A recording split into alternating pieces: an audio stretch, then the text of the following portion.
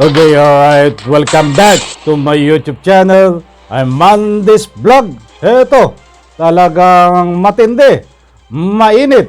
Ito ang ating tatalakayin mga kaibigan. Arne Tevez, hindi nakalusot ang kanyang pangalan. Binanggit ang kanyang pangalan. Dinamay ang kanyang pangalan. Dito ho, sa pagkawala ng mga sabungero.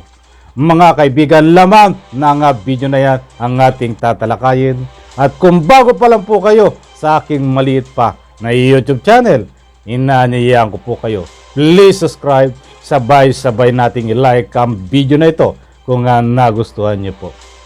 Ako po'y muling nakikiusap mga kaibigan. Kung pwede lang ho, patapusin po nating panoorin ang kabuuan ng vlog na ito. At nang sa ganon, lubos po nating maunawaan. Eto na, samahan niyo po ako mga kaibigan.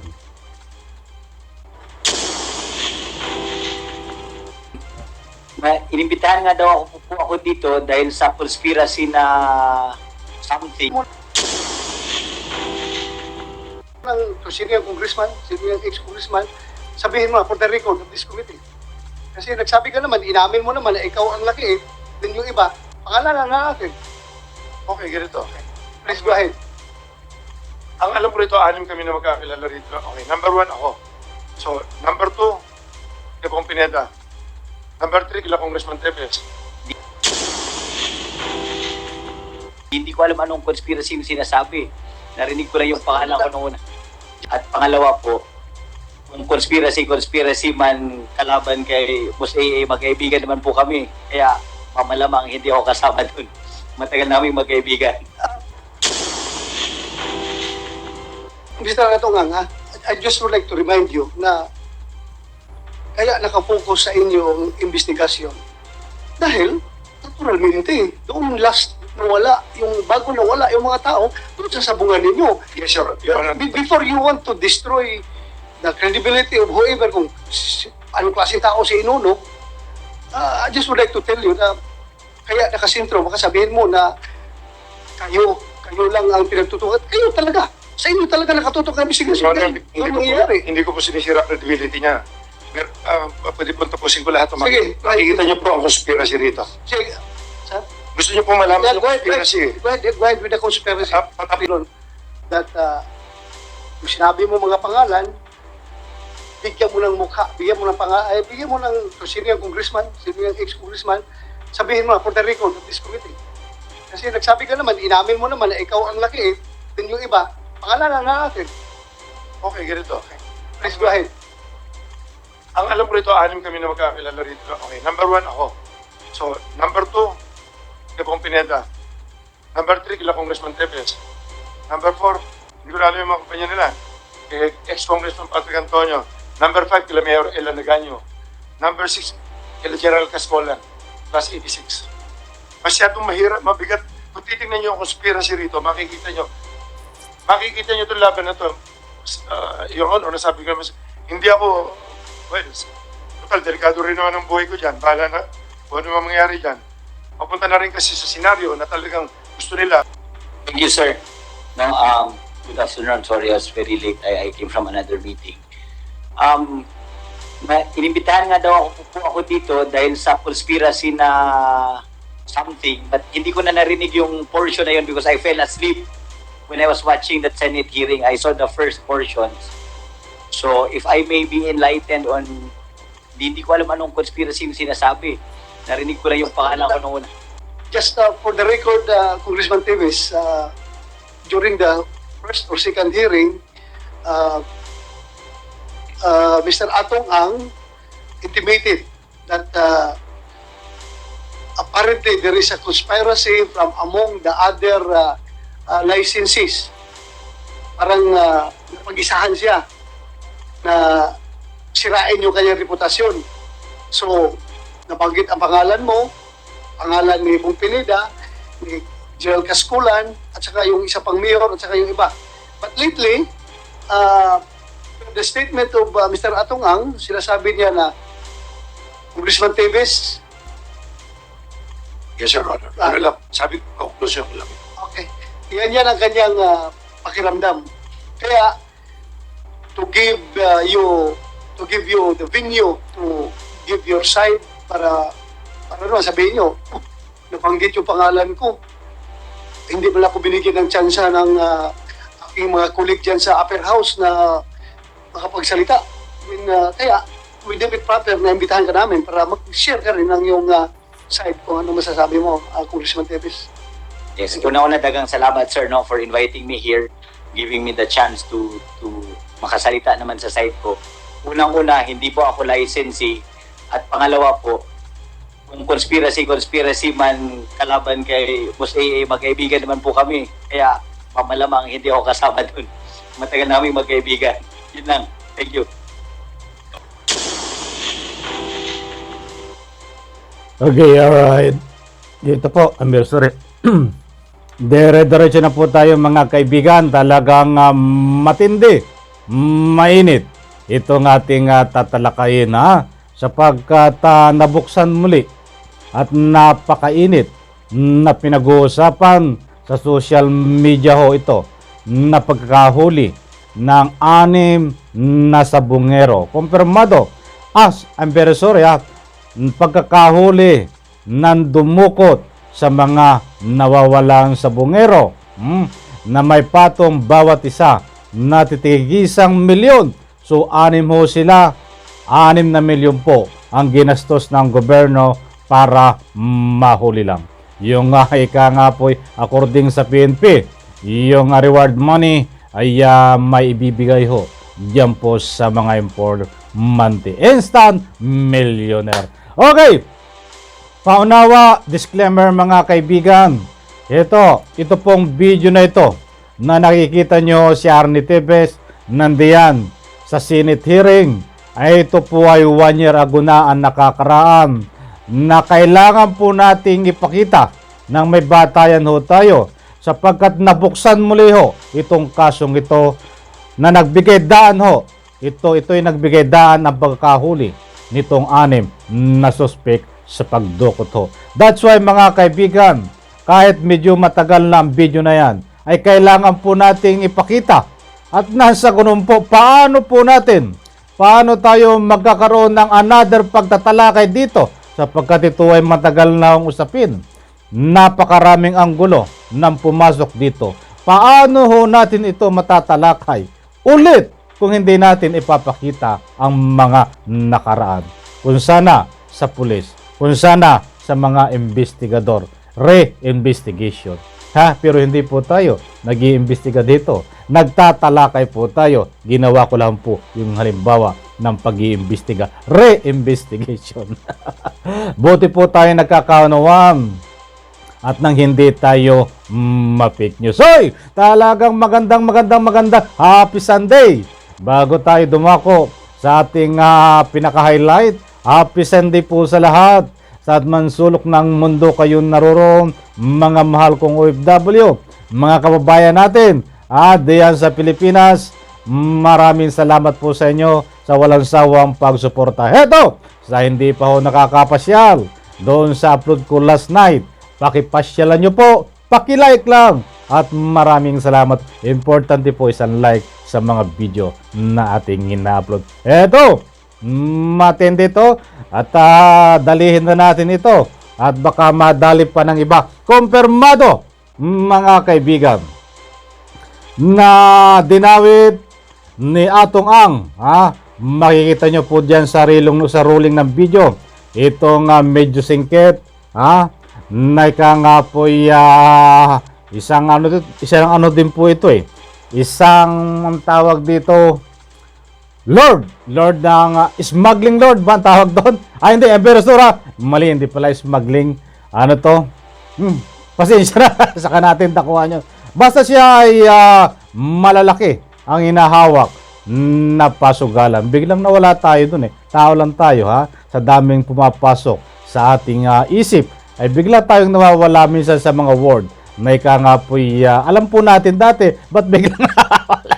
Ay matanda na ho tayo Sa edad ko 69 years old, ay malakas pa naman ang aking tuhod.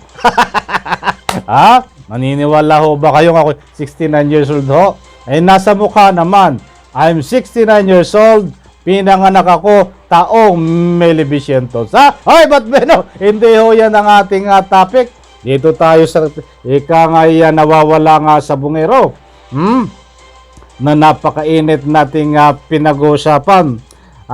Sa social media, kahit sa mansulok, gawa po ng pagkakahuli. Dito nga po sa ruling ng video. Nagbanggaan diyan ang Tebes at itong si Atong Ang. Gambling Lord pala, yun ang ibig kong sabihin. Kita nyo, normal po yan sa tao. Di baling makalimot ka, wag lang habang panahon. Ba't ilang segundo, ilang minuto, normal lang po yan. Gambling Lord, ibig kong sabihin, yan po ang Gambling Lord din. Si Atong Ang, ba't yung kanya pong mga pasugalan yun po, according dun sa mga investigasyon ho, ay mga lisensya po. Aprobado, mga kaibigan. Maliwanag po, si Tebes, nandiyan binanggit ang pangalan at diretsahan na ika nga po pinangalanan, Congressman Tebes. Congressman Tebes pa noon, wala pa po Juan Digamo case. Iyan po, binanggit ang pangalan ni Atong Ang na kasangkot daw ho. Conspiracy, mga kaibigan. Pag sinabing conspiracy, mayroon pong sabuatan. Nako po. Alam nyo ho, hindi ho ako ang may sabi. Hindi ho tayo nag-iimbento ng ating mga tinatalakay dito. That's why, kahit 1 year ago na po ang video na yan, ay kailangan, importanteng mahalaga ng ipakita ko po sa inyo. At nasa ganun po, lubos nating maunawa. Importante rin pong mahalaga na dapat panuorin po natin pag may pagkataon ng kabuuan ng video na ito para makuha natin, mapanood ang pinakabuod ho ng ating pagtatalakay. Katulad po nito, nasa bandang gitna na tayo. Sa gitna pa lang to ay paano na doon sa huli? Sa huli ang pinakang din po nito, mga kaibigan. Ayaw kong talakayin dati ito. Sapagkat alam nyo, kilala nyo ho ang mga sarili nyo. Kung yung mga nagre-request, diyan po sa comment section na kailangan ko daw pong talakayin dahil maraming vlogger na ang nagtalakay ho dito. Sa nga po pagkawala ng sabungero na may sinasabi ho silang mastermind. Mismo diyan po sa comment section, sinasabi nila ang mastermind at may mga kasangkot na abogado. Matigas ang ulo ko, di ba? Ayaw kong sumunod sa inyo, but buong puso ko po nirerespeto ang inyong mga public opinion. Huwag po kayong masawa na magbigay ng public opinion, karapatan nyo po yan. Ang gusto ko pong ipunto, katulad ng nasabi ko, ayaw ko pong magtalakay ng walang batayan, mga kaibigan. Hindi ko na pahabain. Data po at nandito po tayo, nagtatalakay po tayo ngayon dahil mayroon po itong batayan muling binuksan doon po sa pagkakahuli ng 6 na suspek. Tayo po ay may gana ng magtalakay dahil mayroon na pong batayan tayo, mga kaibigan. At katulad nga po nito, mayroon po tayong batayan na binabanggit po na Arnie Tebes. Hindi po akong nagbanggit. Arnie Tebes, binanggit po dyan sa Senado noon. Paglilinaw lang po, mga kaibigan. Ang pangalang Arnie Tebes ay binanggit ho na nakipagsabwatan. Conspiracy, mga kaibigan. Ay tatagalogin ko na Conspiracy ang laging binabanggit po dyan ni Atong Ang, ni Arnie Tebes noon. Ibig sabihin po, nagkaroon ng sabwatan sa pagdukot di umano ng mga sabungero noon. Hindi ho ako ang may sabi. According ho sa ruling ng video na diretsahan na pinangalanan noon ni Atong Ang, mga kaibigan. Okay, sana po naunawaan nyo po. Para maging fair tayo, hindi po sinasabi dito na ika nga po'y mastermind dito si Arnie Tebes. Noon, noon, nakipagsabuatan lang daw di umano mga kaibigan. Para ayoko nang hindi tayo maging patas po tayo at nasa ganun po hindi po kayo mabiktima ng fake news. Batang kabang-abang mga kaibigan, sino ang mastermind ngayon? Yan ang matinding tanong ha. Alalahanin po natin. 3 taga-Negros ang nahuli na may patong na tigigisang milyon na taga-Negros po ito na dumukot dito sa mga sabungero. Alalahanin po natin, alam po ninyo kung sino ang mastermind, nandiyan sa comment section, nababasa ko at pinupusuan ko isa-isa. Na alam ko ang nasa puso at isipan nyo, mga kaibigan. Huwag tayong mag-alala. Babanggitin natin yan ha. Kung sino ang mastermind. Mga kaibigan, bago tayo pumunto dito sa mastermind, ay gusto ko po munang talakayin ano na nga ba ang nangyayari dito sa nakaraang Senate hearing tungkol sa paghahanap ng mga sabungero. Ang dinikdik, dinurog sa Senado ho noon ay itong si Atong Ang. Binalikan ko po ang mga video niya at nagkaroon po ako ng pagre-research. Talagang durog na durog mga kaibigan ang pagkatao nitong si Atong Ang. At kahit dinawit pa ng conspiracy ang mga raming pangalan, may general pang dinawit Hindi ko na babanggitin. But dito lang, ang babanggitin natin, Arne Teves, ang kanyang dinawit ay waipik pa rin mga kaibigan. Hindi nga po, ika nga'y nadurog ang pagkatao doon ni Teves.